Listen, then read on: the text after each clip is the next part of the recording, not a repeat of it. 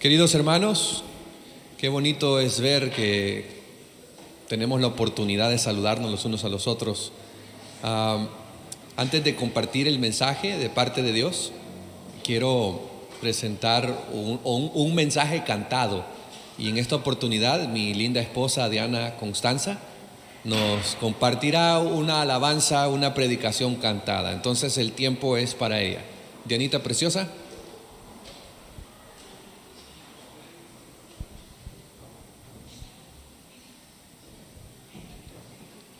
Feliz sábado, hermanos. Es un gozo poder estar aquí con ustedes alabando a nuestro Dios. Y este canto es un recordatorio del amor de Dios que nos recuerda que Él nos da su gracia todos los días. Así que por medio de Él es el por qué podemos tener salvación, para honra y gloria de Dios.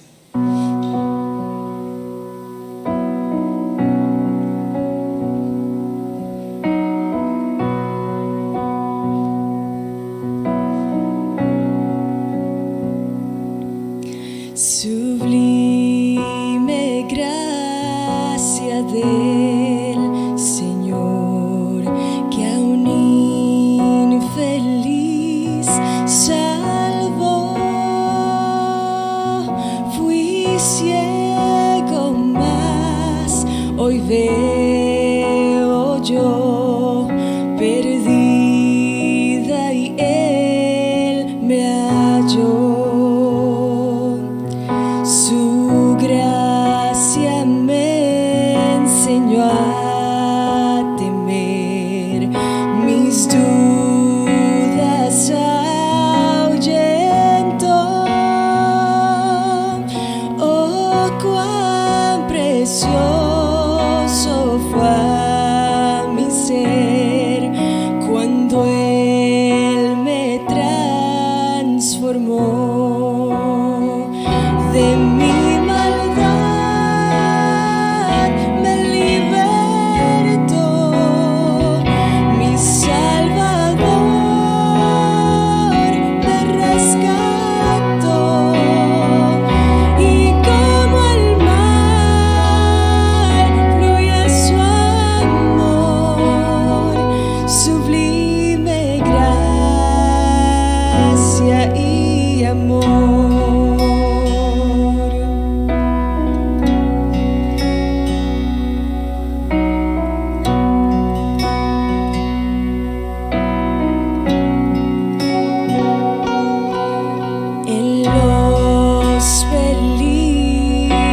Y aflicción que yo he tenido aquí, su gracia siempre me libró y me guiará al hogar. De mi maldad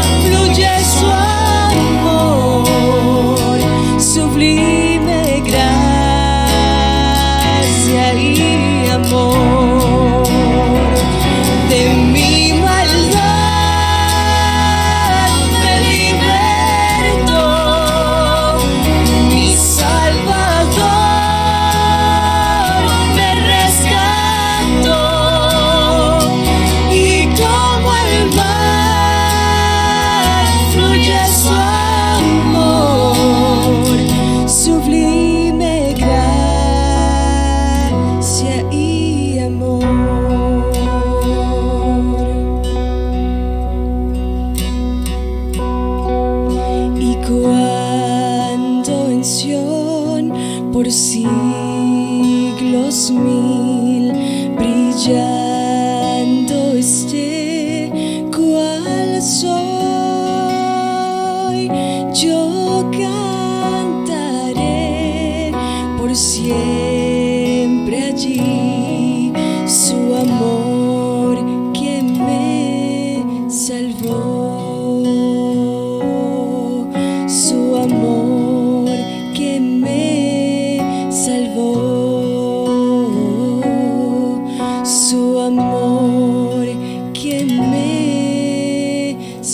salvó.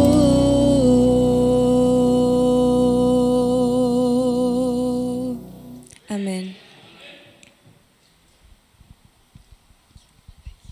Amén. Que Dios te siga bendiciendo, Diana. Feliz sábado, hermanos, y buenos días. En esta mañana les damos una cordial bienvenida a todos los hermanos de Inland Spanish que nos acompañan. Y gracias a Christian, a Pablo, a Noé y al pastor Isaac Constanza que han venido desde San Bernardino de la iglesia de Inland Spanish a acompañarnos en esta mañana. Que Dios los bendiga. Sean bienvenidos a la iglesia de Glassell Park. Esta es su familia, esta es su iglesia y esperamos que no sea la última vez, ¿verdad, hermanos? Es su tiempo, pastor. ¿Puedo bajar? Pásenme. Me siento muy lejos de ustedes, así es que no sé si están grabándolo, están pasándolo. Ok, entonces no me puedo mover mucho, ¿verdad? Tengo que estar en este. Ok, perfecto. Buenos días, hermanos, es un gusto estar con ustedes, es un gusto poder compartir con ustedes y conocerles. Mi nombre es Isaac Constanza, estoy sirviendo como pastor de jóvenes en la iglesia de Inland. Ya escucharon cantar a mi esposa y agradezco la oportunidad que me dan de estar acá. ¿A cuánto les gustan las historias? ¿Cuántos quieren que les cuente una historia? Bueno, nada más porque me están insistiendo. Miren, presten atención. Esta es una de mis historias favoritas, la he contado muchas veces y cae bien contárselas a ustedes. Esta era una niña que en su inocencia quería saber cómo es que los niños vienen al mundo. Ustedes saben que hay un momento en nuestra vida que nos entra la curiosidad para saber cómo es que uno viene al mundo. Y en su inocencia la niña se acerca a su papá y su papá estaba viendo el partido de fútbol. Estaba jugando el América con el Chivas ahí y estaba bien entretenido viendo fútbol. Entonces la niña le pregunta: papá, ¿cómo es que vine al mundo? Y el papá, que estaba bien metido en la televisión, y recuerden que a nosotros los hombres nos cuesta hablar de esos temas, ¿verdad? El papá le dice: mira, mijita, mejor pregúntale a tu mamá. Pregúntale a tu mamá tiene la respuesta. Entonces la niña se acerca: mamá, mi papá dice que tú tienes la respuesta a una de mis preguntas. Y la mamá le dice: ¿y cuál es la pregunta? Mami, ¿cómo vine yo a este mundo? Entonces la mamá, cuando la mira pequeñita, ¿verdad? Y si le digo la verdad ahorita no lo va a entender. ¿Qué le digo? Porque está muy pequeña, no le puedo decir la verdad. Entonces la mamá viene y se inventa una historia. Le dice: mijita, la noche en que tú naciste fue así. Yo andaba por el jardín, encontré una hermosa flor, la tomé del jardín y la puse debajo de la almohada. ¿Y qué crees? Al día siguiente, ahí estabas tú. ¿En serio, mamá? Sí, ahí estabas tú. ¿En serio? Así vine, sí, así viniste a este mundo. Y la niña se fue bien contenta corriendo y salió al patio y buscó la mejor flor del jardín. Y se fue a su recámara. Puso la flor debajo de la almohada. Y muy emocionada, le costó dormirse, pero se durmió. Como las mamás acostumbran a visitar a sus hijitos cuando están en los cuartos, ¿verdad? La mamá se dio cuenta que habían rastros de tierra y vio todo aquello lleno de tierra, el cuarto lleno de tierra y la niña con sus zapatitos y la ropa llena de tierra porque había estado jugando en el jardín. Y la mamá encuentra aquel desorden, lo limpia y ve que debajo de la almohada hay suciedad, también quita lo que está debajo de la almohada, incluyendo la flor. Al día siguiente, a la mañana siguiente, cuando la pequeñita se despertó muy emocionada, se levanta y dice: hoy es el día, voy a conocer a mi hija. Levanta la almohada y en vez de una flor encuentra una horrenda cucaracha. Y como es automático que las mujeres le temen a las cucarachas, ¿verdad? Comienza a gritar y a saltar y a hacer ruido y la cucaracha fea estaba ahí en la cama. Entonces de pronto, después de aquella euforia, la niña se detiene, mira a la cucaracha y le dice: ¿sabes qué? Nada más no te mato porque eres mi hija, le dijo. Amigos, ¿cuántas mentiras hemos creído como verdades? ¿Cuántas cosas nos han enseñado a nosotros como verdad cuando éramos pequeños y hemos crecido creyendo que son verdad? ¿Cuántas mentiras andamos cargando en nuestro corazón que aún no hemos realizado que son mentiras? ¿Cuántas cucarachas tenemos que matar en nuestra vida para darnos cuenta de lo que una vez creímos era una mentira? Una inocente mentira. Y hay algo terrible, tremendamente terrible para la vida espiritual, y es creer mentiras acerca de Dios. Tener un concepto equivocado de Dios es algo destructivo para la vida espiritual. Y vean, se los voy a dar como un ejemplo. Antes de ser cristiano, yo tenía la costumbre de agarrar unos pequeños libros del Nuevo Testamento que se llama el Gedeón, creo que lo distribuían, los Gedeones, algo así. Era la Biblia, pero pequeñita. No había pasado del tercer capítulo de Génesis cuando comienzo a ver un Dios enojado, un Dios que es fuego consumidor, que descendía fuego y destruía a la gente, un Dios que envía un diluvio. Comienzo a leer cosas en el Antiguo Testamento, un cuadro muy distinto a lo que me habían dicho de Dios en el Antiguo Testamento. Un Dios que manda a matar personas. Y si usted lo busca en el Antiguo Testamento, lo va a hallar. Hay un episodio donde un pobrecito por ahí se mete al santuario y a saber qué había hecho el pobre y muere en el instante. Es decir, cuando vemos las historias del Antiguo Testamento, nosotros nos encontramos como un Dios estilo griego. ¿Ustedes han escuchado de los dioses griegos? ¿Ok? ¿Han escuchado de Zeus? Levanten la mano los que han escuchado de la mitología griega. Ok, Zeus tiene un problema temperamental. ¿Saben ustedes cuál era el problema de Zeus? Que si algo no le gustaba, te tiraba un rayo y ahí quedabas rostizado. Así solucionaban los dioses griegos los problemas humanos. Te tira un rayo y te mueres. Pues pareciera que el Antiguo Testamento nos presenta a un Dios molesto, un Dios enojado, a un Dios que pareciera que está esperando que cometa usted un pecado para castigarlo. Y es el concepto de Dios que nuestros abuelitos probablemente nos heredaron. De un Dios barbudo, pelo blanco, que está en un pedestal por allá y yo no me puedo acercar a él porque cuidadito y se enoja conmigo. Hemos crecido con esas ideas y los jóvenes en la actualidad pueden tener conceptos hasta más disparados que los que nosotros conocimos de pequeños. Yo esta mañana vengo a compartir con ustedes una perspectiva de Dios, cómo hacer sentido al Dios de amor que presenta el Nuevo Testamento con ese Dios que parece enojado, que parece un Dios griego del Antiguo Testamento. Y quiero que vayamos juntos a un recorrido bíblico para poder entender la verdad sobre Dios. ¿Cuántos quieren aprender la verdad sobre Dios? Muy bien, por favor. Todo esto comienza en una galaxia muy lejana. Vayan a Apocalipsis capítulo 12, verso 7, por favor.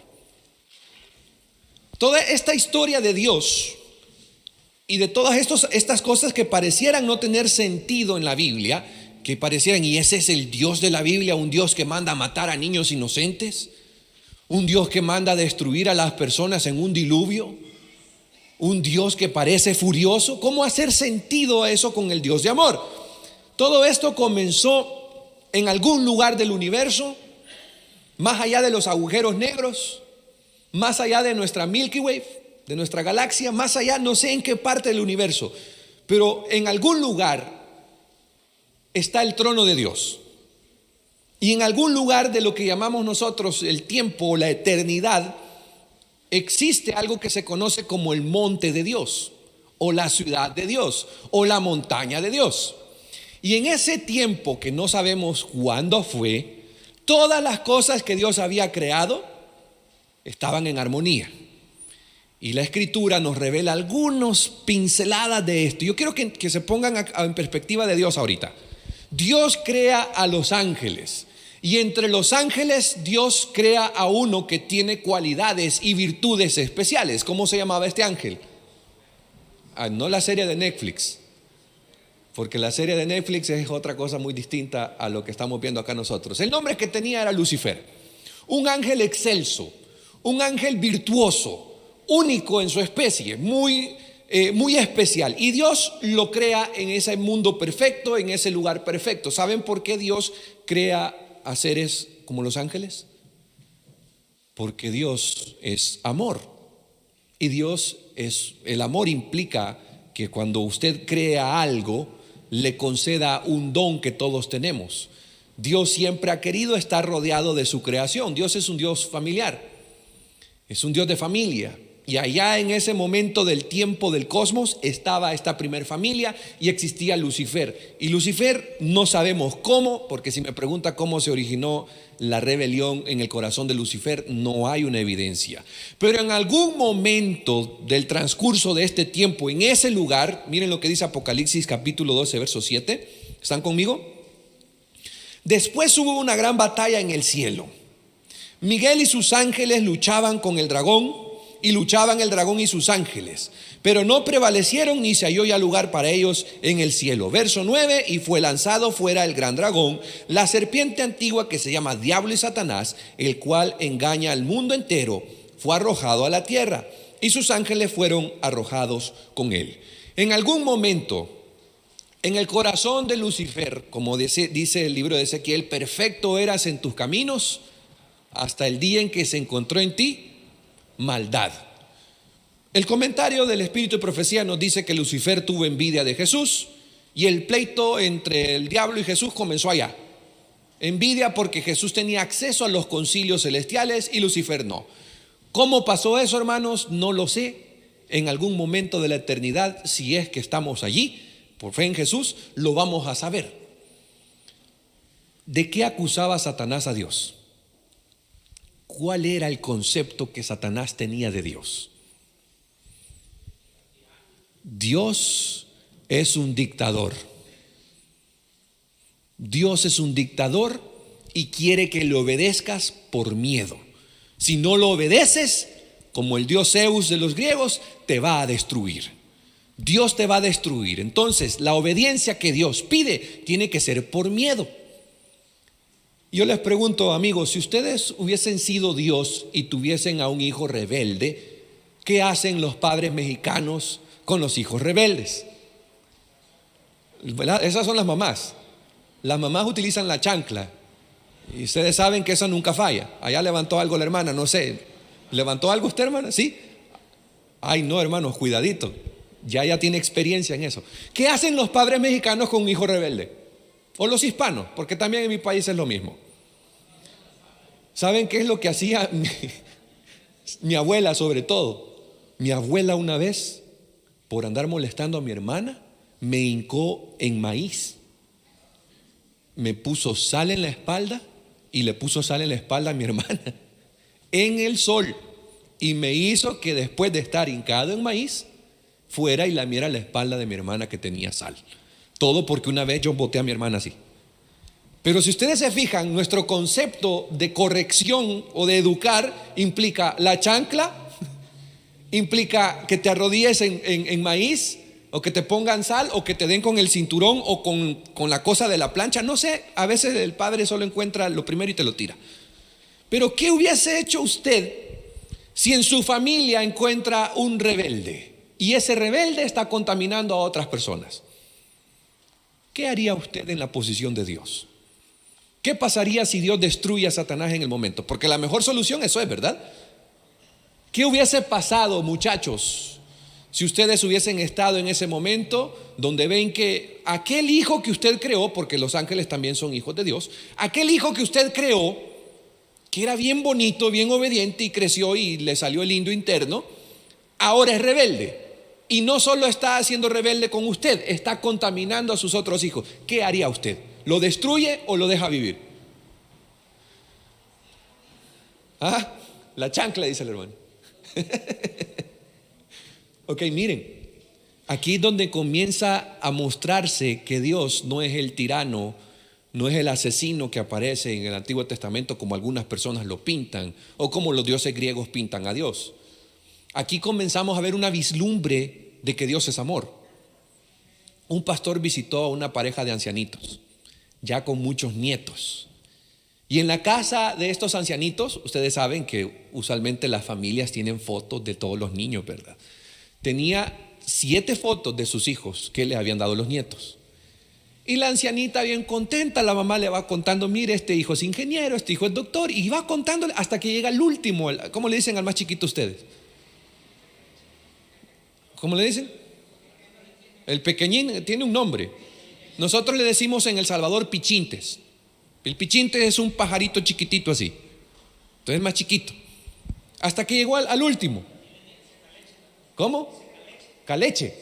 Seca leche.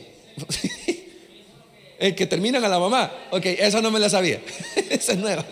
Le quita la leche completamente. Ok, pichinte seca leche. Llegó al último. Pero cuando llegó a contarle al pastor la historia de su último hijo, las lágrimas comenzaron a rodar de la envejecida cara de la señora. Y comienza a contarle la historia. Todos mis hijos crecieron bajo las mismas condiciones, bajo el mismo techo, el mismo amor, el mismo trato. Pero mi último hijo, el pichinte, el secaleche, decidió rebelarse y ahora vive perdido en las drogas. Para esa noche, que era noche de Navidad, toda la familia llenó la casa y ahí estaba el pastor. Cuando el padre comienza a orar y agradecer por la comida, ¿quién creen ustedes que estaba triste? ¿Quién estaba triste esa noche allí? Estaban todos los 6 hijos de los 7, habían 6 allí. Pero había una persona que estaba triste y no podía disfrutar de la comida de Navidad. La mamá. Y le preguntan los hijos: mamá, ¿por qué estás triste si 6 de tus 7 hijos estamos aquí? Y la mamá le dice: me falta el último. Y solo una mamá puede entender esto que estoy diciendo. El hombre un poco más duro. Solo una mamá puede entender cuando un miembro de la familia falta. Y hay muchas madrecitas aquí que van a entender más a Dios y van a entender más este mensaje. Porque uno de sus hijos, un miembro de la familia celestial, se había revelado. ¿Cómo creen ustedes que estaba el corazón de Dios? ¿Cómo estaría el corazón de un padre que ama profundamente a sus hijos, que ve que su hijo está contaminado y no solo eso, está contaminando a los demás? Miren, cuando Dios nos creó y creó a los ángeles, les dio el don de la libertad. No puede existir el amor si no hay libertad. En el matrimonio, cuando yo me casé, antes de casarme, a mi esposa le dije: tú estás decidiendo vivir conmigo, pero no estás obligada a vivir conmigo. El día que ya no me quieras, que ya no aguantes este bigote, ya sabes, eres libre. Eres libre. El amor implica libertad. Y Dios respetó esa bendición de la libertad. Dios no destruyó a Satanás. No destruyó a Lucifer en el cielo. ¿Por qué? Porque Dios es amor. Pero sí, Dios, ¿qué hizo? Lo sacó del cielo porque el resto de la familia ya corría peligro. Lucifer llegó a un punto donde ya no podía controlarse. Era como un virus que se había expandido por todos lados y Dios tuvo que tomar una decisión. Durante ese tiempo en la eternidad, no sabemos cuánto tiempo pasó para que Satanás engañara a tanta gente, a tantos ángeles, pero Dios, como un padre, como una mamá que entiende la historia que les conté, Dios le dio 1001 oportunidades para que él volviera a él. Si no, lean el Espíritu de Profecía, ahí hay más detalles. Muy bien, entonces vemos que hay una pequeña vislumbre del amor de Dios. Ahora ese problema que surgió en el cielo se traslada a la tierra. Llegamos a Génesis 3. ¿Qué sucede en Génesis 3? Vayan a Génesis 3, por favor. Hace mucho tiempo, allá en el Génesis, este hijo rebelde de la familia celestial anda por ahí chusmeando, no tenía nada que hacer y se encuentra con otros hijos, con otra creación de Dios, Adán y Eva. Génesis 3:1. ¿Qué hace Satanás con esta rebelión? ¿Qué es lo que hace Satanás con esta rebelión? El virus que cargaba él en su interior se lo transmite a Adán y Eva. Si no han leído Génesis 3:1, léanlo despacito y se van a dar cuenta las mentiras que hablaba acerca de Dios. Las mentiras que Eva creyó acerca de Dios. La misma idea. Dios es un tirano, Dios no quiere revelarte toda la verdad porque sabe Dios que el día en que tú comas de esto serás como Dios. Y comienza una mentira, y desde el Génesis 3, hermanos, desde ese momento en que Adán y Eva pecaron, cada vez que yo estoy en un funeral, que de paso este año es donde más funerales he tenido que asistir, cada vez que yo miro ese féretro con la materia inerte de lo que fue una vez una persona que está descansando, está durmiendo, veo las consecuencias de esta rebelión. Veo las consecuencias de lo que comenzó allá, se sigue desarrollando en esta tierra, Y si nosotros comenzamos a contar las consecuencias de la rebelión hacia Dios, hermanos, no paramos. ¿Saben que hace algunos años la NASA lanzó una sonda, le llamaría yo, o más bien una nave espacial que se llama el Voyager? ¿Cómo se dice en inglés Voyager? Voyager, el número 2. Es una nave espacial no tripulada, es decir, está controlada por computadoras, está programada para poder ir a las partes más lejanas de nuestra Vía Láctea, hasta donde llegue. Y lo interesante de esta nave espacial es que lleva un disco de oro, donde va grabando todo lo que se oye en su viaje, con la idea de que si un día encuentran alguna inteligencia, algún ser vivo, un extraterrestre, como le queramos llamar, esta nave espacial pueda grabar, pueda registrar los sonidos que se escuchan allá donde nosotros no podemos llegar. Es decir, esta nave espacial es un testigo que está observando lo que sucede en el universo. Y saben, amigos, la vida inteligente que Dios ha creado, es decir, los ángeles y las otras creaciones que Dios tiene, no necesitan de una nave espacial con un disco de oro que vaya registrando todo. No necesitan tener eso para poder contemplar las horrendas consecuencias de lo que es rebelarse con Dios.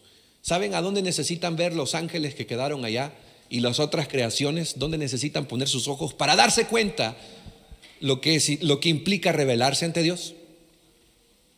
A ver, si ustedes nunca han estado en una película, quiero decirle que usted es parte de esta película, de este rodaje celestial. Los ángeles y las otras creaciones, basta con que vean lo que está sucediendo en esta tierra para darse cuenta que la rebelión que empezó allá en el cielo no tiene un buen fin. Basta con que miren las guerras, basta con que miren las pandemias, los virus creados, basta con que miren allá un pedacito de África, lo que está sucediendo allá. Basta con que miren lo que me contó mi querido amigo Douglas ahora en la ciudad de Pompeya. Ustedes han escuchado esa historia, ¿verdad? Me estaba contando un dato histórico, yo no lo sabía. Una ciudad que fue arrasada por un volcán, lava completamente. Yo no sabía lo que estas ciudades hacían. Hacían aberraciones. Quiero que vayan conmigo, por favor, a Génesis 6. Génesis 6. Y bueno, ¿dónde está Dios en estos montón de estragos del pecado? ¿Dónde está Dios cuando un niño se está muriendo de hambre? ¿Dónde está Dios cuando una niña antes de dormir le pide al Señor que su padrastro no entre al cuarto? ¿Dónde está Dios? ¿Dónde está Dios en medio de todo este tormento y dolor que un ser humano pueda experimentar? ¿Dónde está Él? ¿Qué está haciendo Dios? Miren, unos 3 capítulos después, en Génesis capítulo 6, nosotros encontramos una terrible situación del ser humano. ¿Qué había pasado con los hijos de Dios después de que salieron del jardín del Edén? Según Génesis 6:5, ¿qué había pasado con ellos?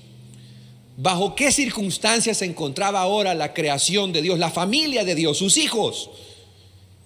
¿Qué había pasado en el corazón del ser humano de acuerdo a Génesis 6:5? Que el corazón del hombre era de continuo hacia lo malo. Es decir, había una corrupción tal que ya no había regreso. Habían pasado el punto de retorno. Todo pensamiento, toda acción estaban como programados para hacer lo malo. Y aquí los voy a poner en una situación. Bueno, yo voy a hablar aquí, ¿verdad? Porque no estoy hablando con los que han llegado al cielo aún, estoy hablando con seres humanos santos de Dios, pero que estamos en construcción. ¿Alguien aquí alguna vez ha visto Grey's Anatomy? Una serie que se llama Grey's Anatomy. ¿No? ¿Es de médicos? ¿Usted, hermana? Ok, mire. Pues mi esposa es enfermera, así es que yo no sé mucho de los conceptos que los médicos y los enfermeros tienen que enfrentar en un hospital. Pero en uno de esos episodios me llamó la atención que tuvieron que atender a una paciente que si no le quitaban la pierna, se moría. Después de haber tenido un accidente de avión, inconsciente la mujer, no podía decir, sí, córtenme la pierna o no. El doctor tenía que decidir. Si no le cortan la pierna, se muere. Si se queda con la pierna que está en un estado terrible, no le pueden salvar la vida.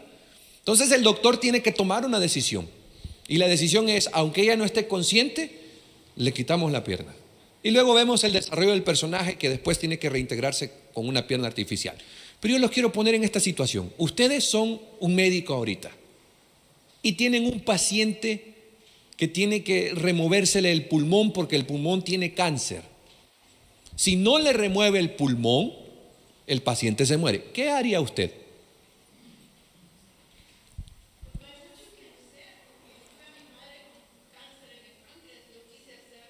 Todo lo que pudo hacer para preservarle la vida. Hay un momento donde usted ya no puede hacer nada. Nada. Y lo siento mucho por su madrecita, en paz descanse. Pero quería dejar esto como un ejemplo de por qué Dios envía un diluvio. ¿Por qué Dios, que es un Padre de amor, dice, voy a enviar un diluvio y todo lo que he creado se va a morir? ¿Por qué? ¿Cómo hace sentido eso? Porque si lo vemos desde una perspectiva, eso es un acto muy cruel de parte de un padre que es amor, ¿verdad? Pero quiero que lo miren desde la perspectiva de un padre de familia tratando de preservar a sus hijos.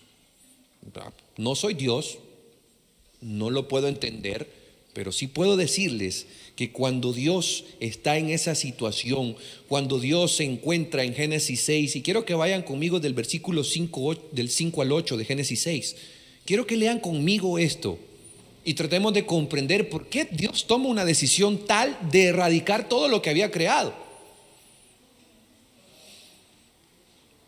La humanidad se había contagiado de un cáncer que por más que Dios les hablara con amor, que les mostrara la medicina, ya el cáncer había hecho su metástasis en el alma del ser humano.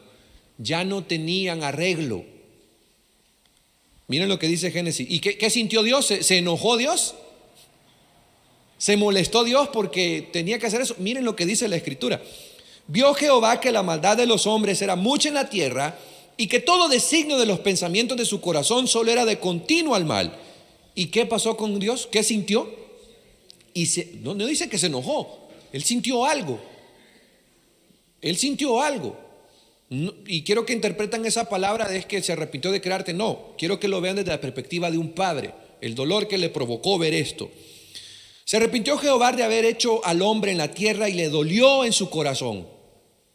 Vean ustedes, por eso dijo Jehová, borraré de la faz de la tierra los hombres que he creado, desde el hombre hasta la bestia y hasta el reptil y las aves del cielo, pues me arrepiento de haberlos hecho. ¿No es un Dios enojado? Yo al leer eso no veo un Dios molesto que le voy a tirar el rayito a aquel porque está portando mal.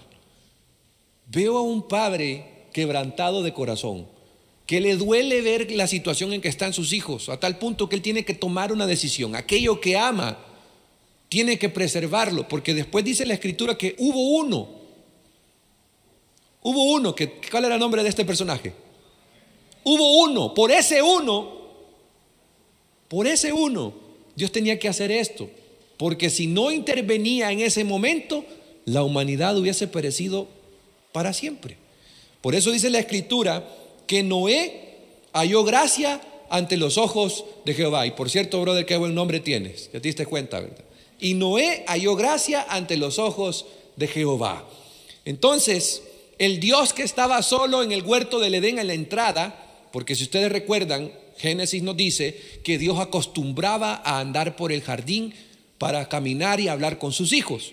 Ese Dios que estaba viendo desde el huerto del Edén y se proyectó en el tiempo y contempló toda la desgracia que le está pasando a la humanidad, era un Dios que quería estar con sus hijos.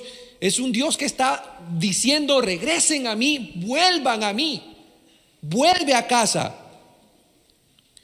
Y en un constructor de barcos de aquel tiempo de barba blanca llamado Noé, Dios halló ese amigo, Dios halló ese hijo y logró enviar una invitación al mundo para que entraran al arca.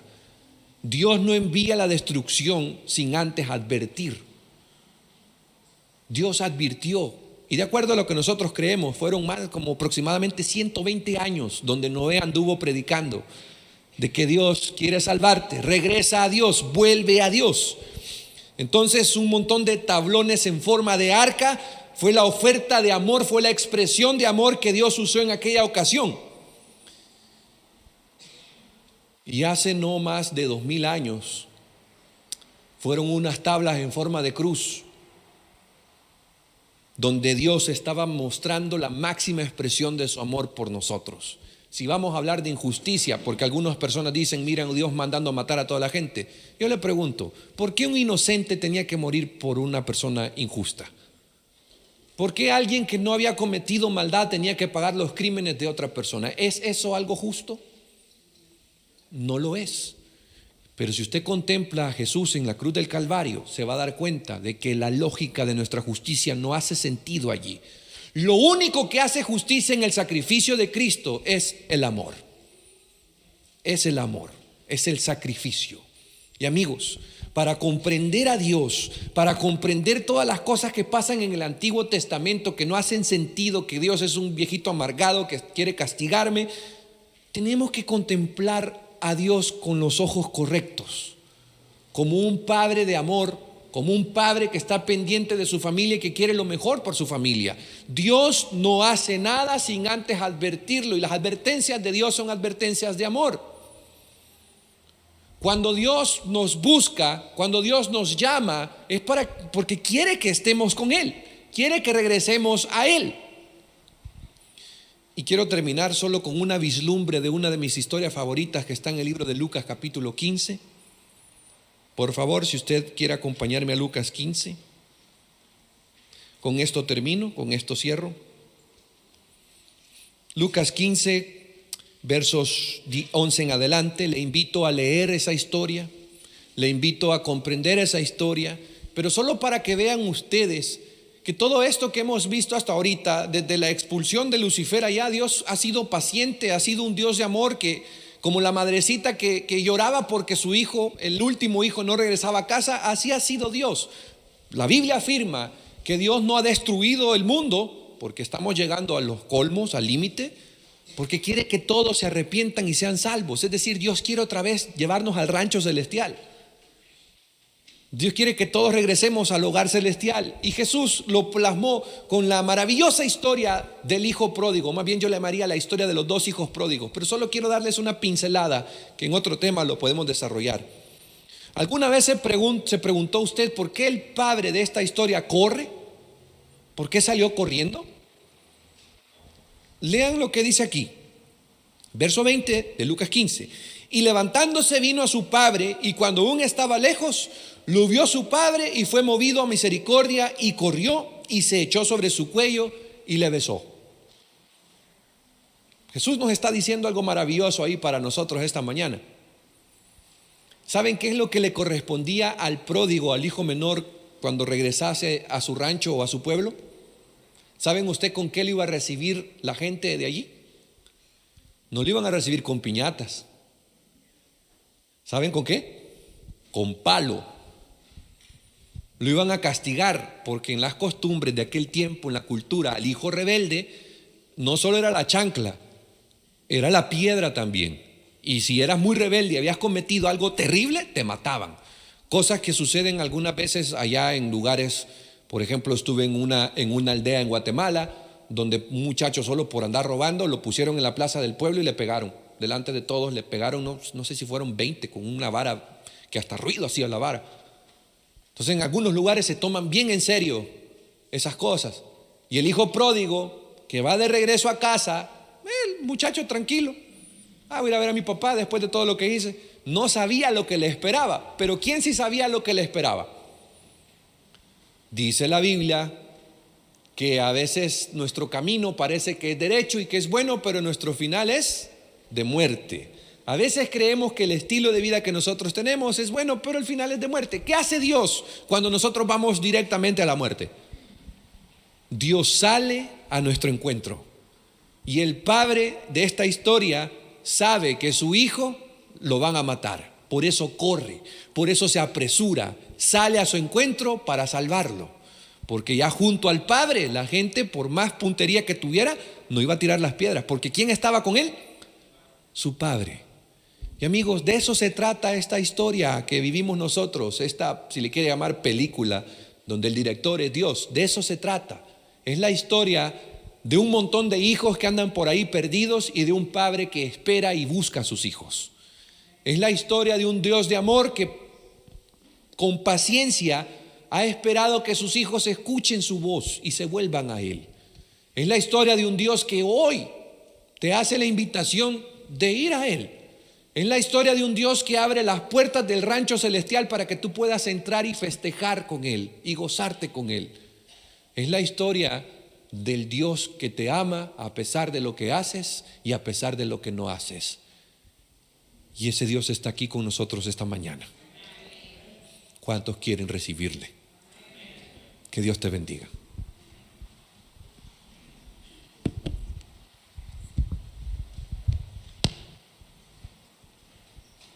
¿Quién canta?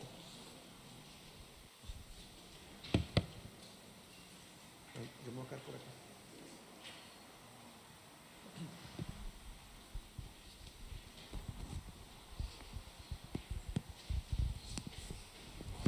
Puestos de pie, vamos a entonar el himno final, el número 368, Padre amado.